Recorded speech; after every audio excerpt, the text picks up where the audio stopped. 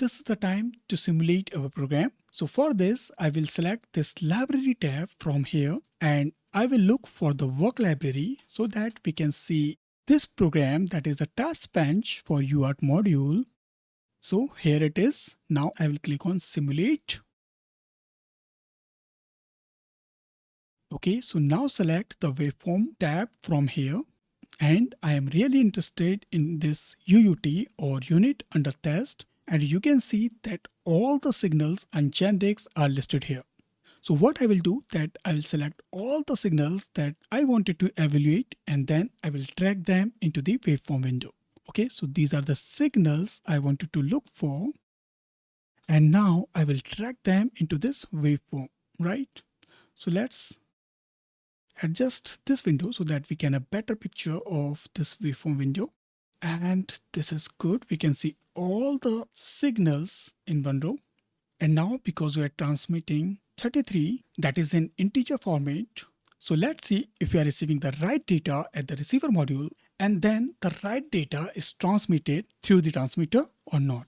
Okay, so for this, let's trigger our simulation for 200 microsecond. Let's see if everything is covered or not.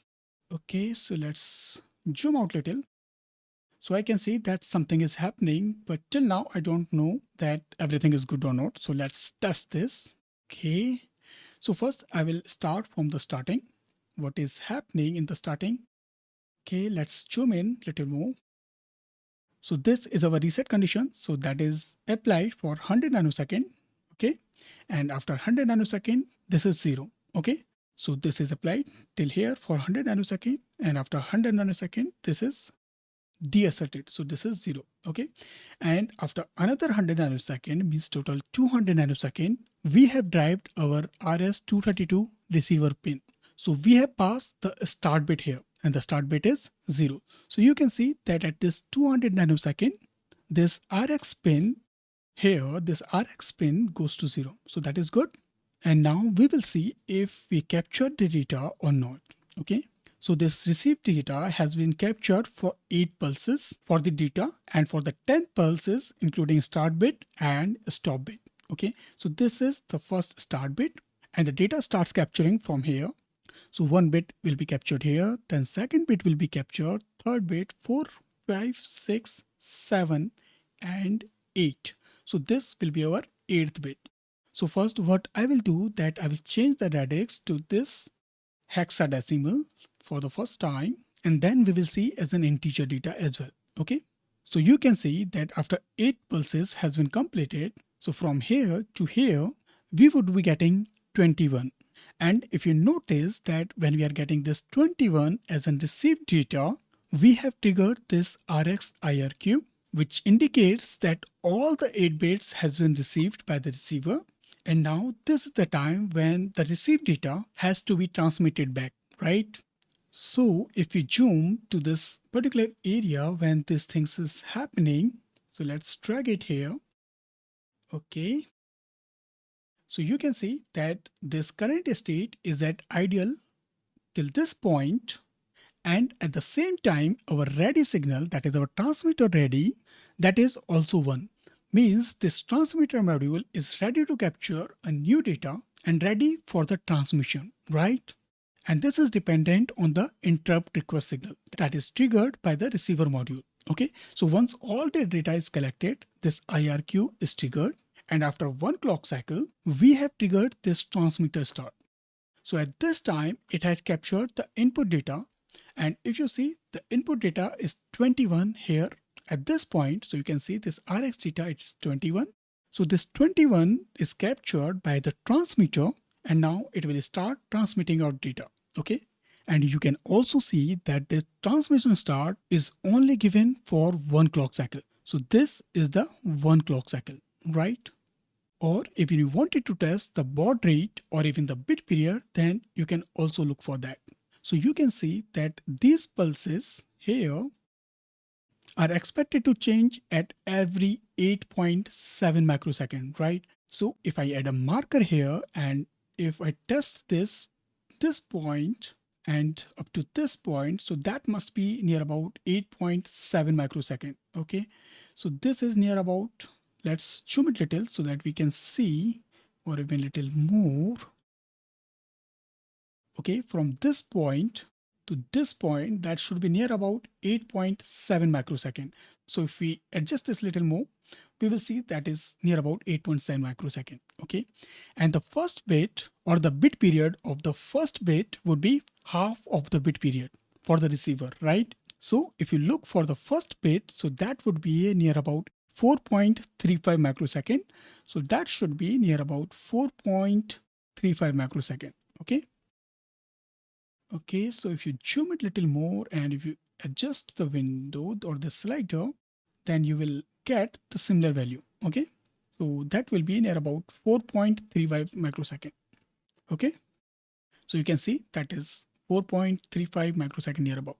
So that is good. That is inside our range. So that is good. Now let's compare the received data and the transmitted data.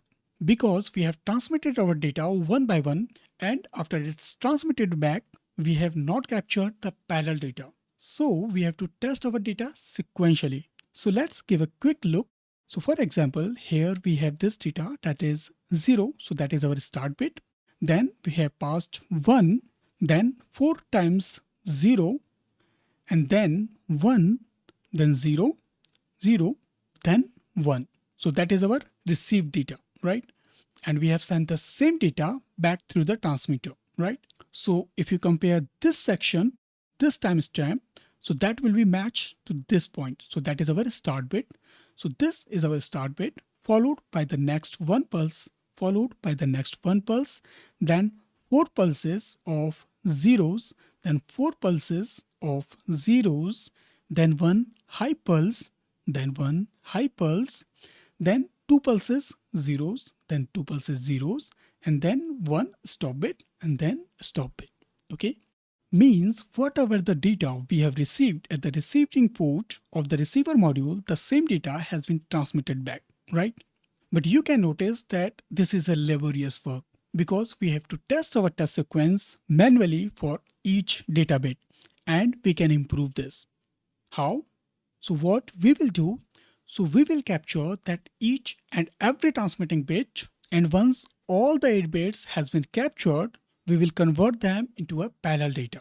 And then we can compare that the received parallel data and the transmitted parallel data are same or not, right?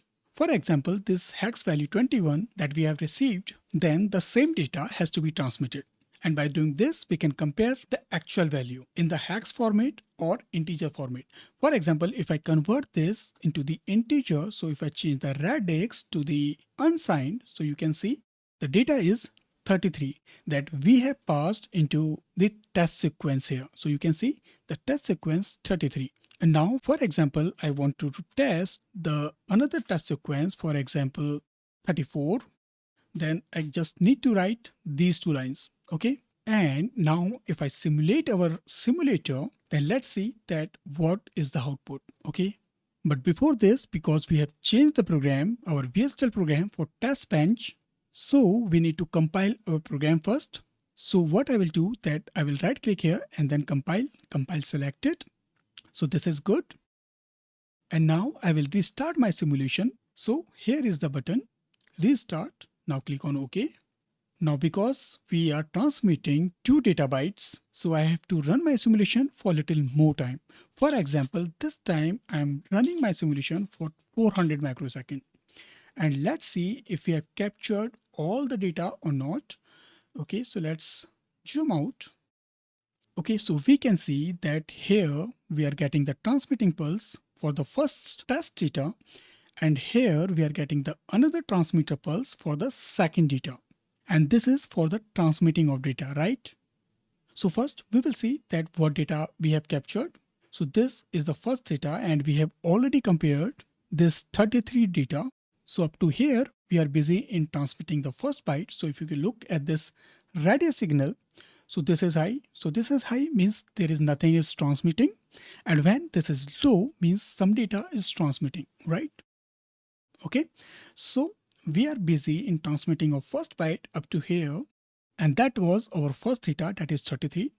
And from here, we are start transmitting the second data. And that is 34, right? So the hexadecimal value of 34 is 22. So let's change the radix of this to hexadecimal so that we can easily visualize it. So the value is 22, means the data is 00100010. And now because the data is transmitting the LSB first, so the sequence will be reversed, right? So the sequence will be 01000100, right? So let's see if we are getting the right data or not. So this data from here to here, that is our start bit, and our actual data will start from here. So that is 0, 1, 0, 0, then 0, 1, 0, 0. And this is start bit, right? So this means that our simulation is getting the right results. But as I said, by using this method, we are testing our data for each bits, right? And that is little time taking process. So what I will do that I will modify our program for this test bench to capture the parallel data which is being transmitted from the transmitter module. Okay, so what I will do, I will create another process for capturing the parallel data. So let's give it some name first. So capturing parallel data at transmitter. Okay, you can give any name you want. So this is the process. Now begin. Now when we are starting our transmission. So we are starting our transmission at the falling edge of our transmitter pin, right? So what I will do that I will wait until falling edge of this RS232 transmitter pin. Okay. Now we will wait for the half of the bit period. So that is our 4.35 microseconds. And now I will use one loop for capturing all the 8 bits. So what I will do that I will use this loop for IN02 data width -1. Let's see if we have defined the same generic or something else. Okay, so there is an underscore in between, so that's good. So 0 in 02 data width -1, that is a loop. Now first we will wait for 8.7 microsecond. So that is our 1 bit period. And now our transmitting byte of I index will capture the current transmitting data. And our current transmitting data is the data that is available at this pin. Okay. And now this is AND loop because that will capture all the 8 bits. And now I will wait for another 8.7 microsecond for the stop bit. And once the stop bit has been collected, I will transfer this transmitting byte into our actual transmitted data. So suppose the transmitted data is byte transmitted.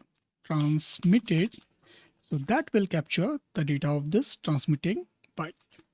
Now I have used this another 8.7 microsecond because we would be also getting stop bit. So we wanted to ignore this. Otherwise, we would be getting some random data for one pulse. Okay, so now this is the time to define these two identifier as a signal. So we have these two signals. So that is transmitting byte. This is std underscore logic underscore vector, and the range will be this. Okay, and we are also having the same signal, and that was transmitted byte. Okay, hope I used the same name. Okay, so let's copy this so that it won't give us syntax error, right? Okay, so let's save this. Now I will go to the model sim, even though let's change the test sequence this time. And this time I wanted to test my module for a large number of test sets. Okay, for example, I wanted to test this module for 255 characters or 255 data. Okay, so one way is that you can use these statements and you can copy them multiple times like this. And every time you can pass some random data. So this is 36, this is 38, 38, something. You can pass any data. So that is one way to do. But what I will do that I will use another loop here. So for example, I wanted to test my module for 255 times. So what I will say that I will test my module for I in 0 to 255 loop, and these two statements will be passed here. And instead this hard-coded value, I will pass the value of I and finally and loop. Okay. So what it will do that this loop I will run up to 255 times or 256 times even, because that it starts from 0. And now this procedure will be called up. So test sequence and the value will be I. So this test data will be replaced by 0 here in this procedure, and you would be getting 0 as your first test data. Now we will wait for 20 microsecond, and then I will trigger this loop for the another round. Okay, now the value will be 1. So this test sequence will be passed with the data 1, and it will generate the test sequence for that. Your module will receive the data and then it will transmit it back. Okay, and that will happen up to 256 times. Okay, so let's save this program, and now we will go to the model sim simulator. Now if you look at this UART transmitter module for the test bench, so this is question mark because we have changed our logic for this module or this test bench. So we have to recompile it. So right click, compile, and then compile selected. Okay, so there are few errors. So let's see what are these. So it is expecting semicolon at 109, 112, 116, 119. Okay. Okay, so the problem is we didn't use the semicolon here, and also we have not ended the process. Okay, so let's do it. Now save it. Okay, now let's go back to the model sim and let's compile it once more time. Okay, now there are 3 errors. Let's see what are those. Line number 109, 12, and 6. 109. Okay, so we have not used the wait for statement. So we have just waited for some specific time. So we have to use this wait for statement for waiting for some specific time period. So now let's save this and let's simulate our program one more time. So compile selected. And now we have cleared all the syntax error. So now this is the time to restart our simulation. So let's restart it. And now this time I'm not interested in all the signals, but I am only interested in the UART transmitter module signals. So I want this clock, this reset, this transmitter pins, this transmitting byte, or even better to take this byte transmitted. So drag them here in the waveform window. I'm also interested to see the 8-bit received data. So that signal is inside our UUT. So we have this received data as well. So we will drag it. And now we will compare this byte transmitted with this receiver data. If we are transmitting the same byte that we have received at the receiver module or not. Okay. And now because we are transmitting 256 data, so we need to simulate our program for little more time. So for this time, let's say we are running our simulation for 1 millisecond. Okay, so we'll trigger it for 1 millisecond. And now it looks like that we need to test our module for a little more time because we have only received few test sequences, right? So let's run our module for 100 milliseconds. So wait for a while because it can take some time. Okay, so you can see that we have total 101 millisecond of the simulation window. Okay, and I think that's enough time because in the last we are getting all logical high bits. So we will move where the data is changing. Okay, so let's move to the starting point. Okay, so let's change the radix of these two datas to hexadecimal. Okay, so that we can compare the bits and the hexadecimal value as well. Okay, so let's move this transmitted byte in the bottom section so that we can compare it easily. So this is the signal where we are receiving the data, and this is the signal we are transmitting the data back. Okay, so you can see that this 00, so that is received here, and this data has been passed. Okay, then we have waited for 20 microseconds. Okay, so that is the period because we have written this in the code that after each transmission, where it is, yeah, so here it is. So after each transmission of byte, we will wait for 20 microsecond. So that is the waiting time. Okay, sorry, this is the waiting time here. Okay, you can see that after receiving one complete data, we are waiting for some specific period. Okay, so you can see that after every byte that is received, we are waiting for 20 microseconds. You can calculate this time as well from two markers, and I will do it little later. So first we are just comparing the data. So this data that is received here, so this data has been transmitted back, then this data has been received, this was transmitted back, then this data is received, that is transmitted back, then this. So you can see that everything that is received, that is transmitted back. Okay. So if we go to the last of the changes, so that changes will be near about 255. Okay, so where it is?